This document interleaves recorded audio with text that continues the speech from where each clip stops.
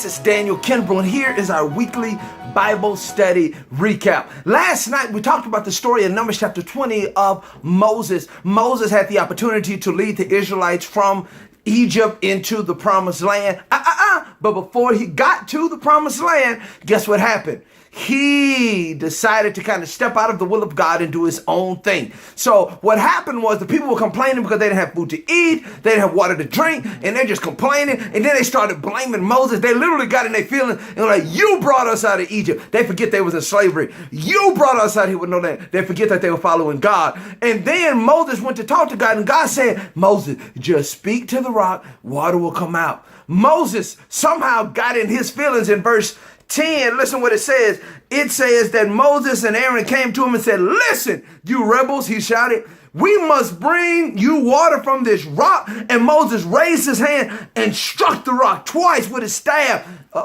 God said, yo, bro, I told you to speak to the rock. You struck the rock. Then you called my children rebels. You out of your place, you and your feelings. And because you and your feelings, you don't get to reach the promised land. I'm going to show it to you because I'm a faithful God, but you will not be able to enter the promised land because you stepped out of line. What am I telling you? What life principle am I leaving with you today? Remember the devil's plan. The devil's plan is, boom, I want you to be condemned. I want you to be damned the rest of your life. But if I can't stop that, I do want to stop you from getting your destiny. And every little action we have to remember has life and death consequences. You may not see it, you may not feel it, but think of every decision that you make as life and death. Does that make sense? Think of every decision you make. Before you speak to your children in anger, think life and death. What will I kill in this child by cursing them out? What will I kill in this child by acting out or disciplining in anger? When you're speaking to a friend or someone of that nature, same thing. Someone you care about, a family member.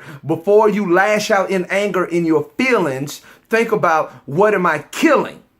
Do you want to kill this friendship? Do you want to kill this relationship? Do you want to kill this thing because of how you feel right now? Moses stepped out of faith and into his feelings and lost a destiny. So I'm challenging you, be very careful. Live in faith, even though it don't feel good. Live in faith. Obey, even though you don't like it sometimes, but live in faith, knowing that God knows what's best for you. We all have feelings. Be angry, but sin not. We all have feelings. Acknowledge them.